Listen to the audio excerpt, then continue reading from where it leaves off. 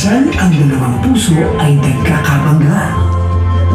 Nakikita ka lang! Trespassing na trespassing! Trespassing! Ikaw itong tatatanga, takbo ng takbo. Hindi tumitigil sa tinatakbuhan. Ay, God! At kapag para sa isa't isa, Sino siya? Blondie. Siya ang pamangkin ng kaaway namin ng daddy mo. mangyayari ang dapat sa tamang panahon. Ba? Sumpa ka ba o kabuti? Siguro naman may cellphone ka. Digits. Because I want to get to know you better. Really?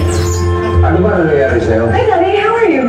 Ano ba yan, Edmundo? Sino ba yung kausap? Hindi ako interesado kung ano ba yung sasabihin mo, okay? Kahit involved yung magaling mong pamangkin, Hindi. Wala na kaya akong bumisita sa bahay niyo. Gusto ko lang ma-meet si yung daddy mo. Yun na nga yung problema eh. Kilala ka ng daddy ko. At yung auntie mo. Oh, ano yung tungkol kay Auntie? Ano yung tungkol sa pamangkin ko? Ano yun? Hindi pwede pag-usapan sa telepono. Nandito na ako. Alam mo, ang askat ng personality mo. Gusto ko paalala sa'yo, hindi ka pogi. manalamin ka rin. Hindi ka rin maganda. My baby love. Hashtag King for more. Agree ka naman na ayaw mo magkatuluyan yung anak ko at yung pamangkin mo. Siyempre naman, no? Pwede ba naman na wala ka? Wala nga. Kasi gusto ko na seryosohan. Ayoko na naglalaro-laro doon sa relasyon. I take it seriously. Okay. Good answer. Pinagyan mo yung offer ko na mag-aral ka sa Amerika.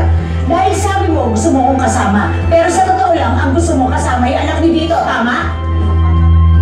Pag nakipagkita ka pa ulit dyan kay Dondi na yan, I really tell you, What will you tell? basta I tell you, huwag mo ko sinasagot, tatay mo ako.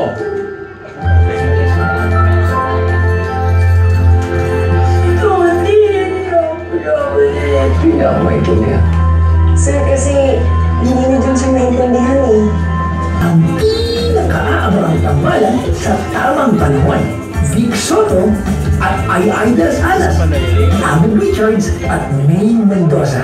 Ang buhay ay isang teleserye na walang katapusan. Lalong-lalo na sa mga kagaya natin na hindi kagandahan. Anong pati ako nilalamay mo? Sa direksyon ni Jose Javier Reyes. My baby love. Hashtag King for more.